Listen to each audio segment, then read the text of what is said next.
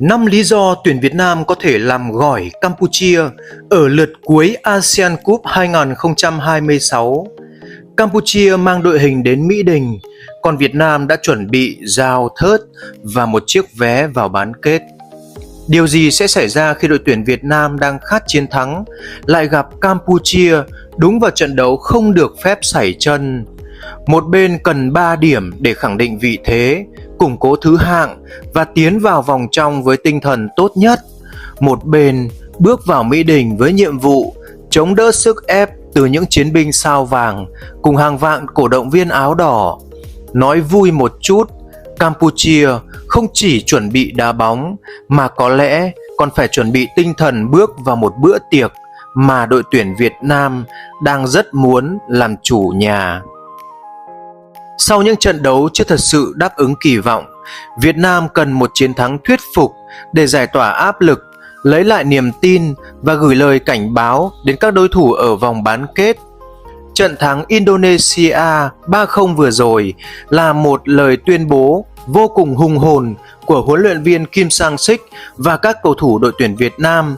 Tuy nhiên, ở trận đấu với Campuchia tới đây, huấn luyện viên Kim Sang-sik cùng các cầu thủ tuyển Việt Nam sẽ tiếp tục cho Đông Nam Á thấy trận thắng Indonesia vừa rồi không chỉ là may mắn. Vì sao người hâm mộ lại có quyền kỳ vọng thầy trò huấn luyện viên Kim Sang-sik sẽ làm gỏi Campuchia ở lượt đấu cuối? Sau đây là 5 lý do vô cùng thuyết phục để chúng ta sẽ cùng tin tưởng vào đội tuyển Việt Nam. Lý do thứ nhất, lịch sử đối đầu nghiêng hẳn về phía Việt Nam.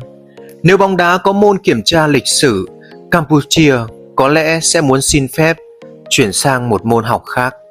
Những lần chạm trán ở cấp độ đội tuyển quốc gia, Việt Nam thường xuyên chiếm ưu thế và từng giành nhiều chiến thắng cách biệt như những chiến thắng 5-0, 4-0, 3-0 hay là 2-1 ở trong những trận đối đầu gần đây. Những con số ấy cho thấy Việt Nam không chỉ thắng nhiều hơn mà còn thường ghi được khá nhiều bàn thắng mỗi khi gặp đối thủ xứ Chùa Tháp.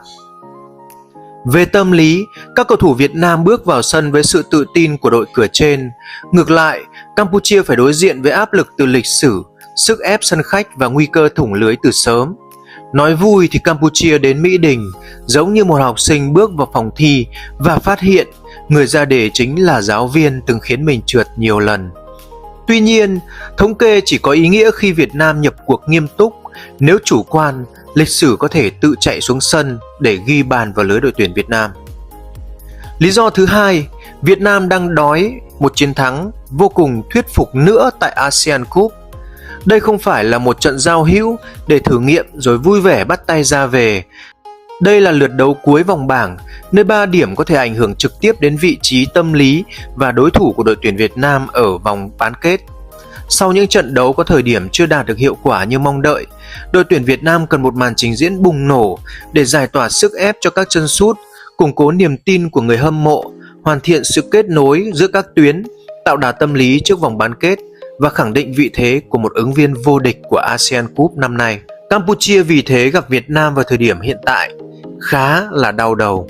Đội tuyển Việt Nam đang giống như một vị khách đã ngồi chờ rất lâu nhưng món ăn vẫn chưa được mang ra. Khi cơn đói bàn thắng đang lên cao, đối thủ xuất hiện trước mặt rất dễ trở thành mục tiêu hàng công để các cầu thủ Việt Nam trút bỏ áp lực. Hay nói một cách ngắn gọn, Campuchia gặp Việt Nam đúng lúc đội đang đói, mà đội bóng đang đói thì thường đá rất khỏe. Lý do thứ ba, chênh lệch chất lượng nhân sự vẫn rất rõ. Campuchia đã tiến bộ rất rõ trong những năm gần đây. Họ chơi tự tin, tổ chức tốt hơn và họ không còn vỡ trận như trước. Thậm chí gần đây họ còn có những cầu thủ nhập tịch khá chất lượng. Nhưng xét về mặt bằng chung, Việt Nam vẫn nhỉnh hơn ở hầu hết các tuyến. Hàng thủ Việt Nam có nhiều cầu thủ giàu kinh nghiệm thi đấu quốc tế. Tuyến giữa sở hữu những nhân tố có khả năng kiểm soát nhịp độ, chuyền bóng và tạo đột biến. Trên hàng công, đội tuyển Việt Nam có nhiều phương án từ phối hợp trung lộ, đánh biên, bóng bổng cho đến những tình huống cố định. Điểm khác biệt không chỉ nằm ở 11 cầu thủ đá chính mà còn ở chiều sâu đội hình. Khi trận đấu bước sang hiệp 2, Việt Nam có thể tung thêm những cầu thủ giàu tốc độ hoặc khả năng dứt điểm tốt để duy trì sức ép. Campuchia có thể phòng ngự tốt trong một khoảng thời gian, nhưng để chống đỡ liên tục trong suốt 90 phút là câu chuyện khó hơn nhiều. So sánh vui một chút, đây giống như một cuộc đua giữa một chiếc xe đang cải tiến rất nhanh với một chiếc xe đã có động cơ mạnh, nhiều chế độ vận hành còn mang theo cả bình xăng dự phòng. Campuchia có thể chạy đầy quyết tâm, nhưng Việt Nam sở hữu nhiều công cụ hơn để có thể quyết định cuộc đua. Lý do thứ tư, Mỹ Đình là chảo lửa không phải bếp điện mini. Đá với Việt Nam đã khó, nay lại còn gặp Việt Nam tại Mỹ Đình sẽ khiến cho Campuchia còn khó hơn. Hàng vạn cổ động viên áo đỏ, tiếng trống dồn dập và những tiếng hô vang Việt Nam vang lên liên tục có thể tạo ra nguồn năng lượng rất lớn cho đội chủ nhà. Sân nhà giúp Việt Nam thuận lợi hơn về di chuyển, điều kiện sinh hoạt, mặt sân và sự cổ vũ của khán giả, nhưng quan trọng nhất vẫn là tinh thần. Một pha tranh chấp thành công có thể khiến khán đài bùng nổ, một cú sút trúng đích có thể đẩy nhịp độ trận đấu lên cao, một bàn thắng sớm có thể khiến Campuchia phải thay đổi toàn bộ kế hoạch phòng ngự. Khi ấy, Mỹ Đình không còn là một sân bóng bình thường, mà trở thành một chiếc nồi áp suất khổng lồ. Campuchia càng lùi sâu, sức ép càng tăng, càng cố kéo dài thời gian, Việt Nam càng có thêm động lực. Còn các cầu thủ Việt Nam khi được khán giả tiếp sức thì giống như được kích hoạt chế độ tăng lực, chạy nhanh hơn, tranh chấp mạnh hơn và đôi khi sút bóng cũng quyết tâm hơn so với mức bình thường. Lý do thứ năm, huấn luyện viên Kim Sang-sik có nhiều công thức chế biến. Muốn làm gỏi một đối thủ không chỉ cần một nguyên liệu tốt, mà người đứng bếp cũng phải biết chọn đúng công thức. Trước Campuchia, huấn luyện viên Kim Sang-sik có thể chuẩn bị nhiều phương án. Nếu Campuchia phòng ngự số đông, Việt Nam cần luôn chuyển bóng nhanh, đổi cánh liên tục và khai thác khoảng trống phía sau hậu vệ biên. Nếu Campuchia dâng cao, tốc độ phản công của Việt Nam sẽ trở thành vũ khí nguy hiểm. Nếu đối thủ chơi quyết liệt ở trung tuyến, Việt Nam có thể tận dụng bóng dài, bóng hai và các tình huống cố định. Nếu Campuchia cố gắng kéo trận đấu vào thế giằng co, những sự thay đổi nhân sự trong hiệp 2 có thể tạo ra sự khác biệt. Điều quan trọng là Việt Nam phải ghi bàn sớm, có lợi thế, đội tuyển sẽ dễ kiểm soát trận đấu, buộc Campuchia phải rời khỏi hệ thống phòng ngự an toàn và để lộ thêm khoảng trống ở phía sau. Theo ngôn ngữ của nhà bếp, Campuchia dựng xe buýt thì Việt Nam dùng món đánh biên, Campuchia mà dâng cao thì Việt Nam dùng món phản công, Campuchia mà đá rát thì Việt Nam thêm gia vị bóng chết. Campuchia cố thủ đến cuối trận thì huấn luyện viên Kim sẽ tung cầu thủ dự bị vào và hâm nóng lại bữa tiệc. Việt Nam cần thận trọng về điều gì? Làm gỏi chỉ là cách nói vui để tăng không khí trước trận. Bóng đá không vận hành hoàn toàn theo lịch sử, tên tuổi hay thứ hạng. Campuchia có thể chọn phòng ngự thấp, tập trung đông người trước vòng cấm và chờ cơ hội phản công. Nếu Việt Nam nóng vội, chuyền bóng thiếu chính xác hoặc bỏ lỡ quá nhiều cơ hội, trận đấu hoàn toàn có thể trở nên khó khăn. 3 điều Việt Nam cần tránh. Thứ nhất, chủ quan vì được đánh giá cao hơn. Thứ hai, dâng đội hình quá cao và để hở phía sau. Thứ ba, cố tìm bàn thắng bằng những pha xử lý cá nhân thiếu hiệu quả. Muốn có chiến thắng đậm, Việt Nam trước hết phải chơi nghiêm túc, kiên nhẫn và tôn trọng đối thủ.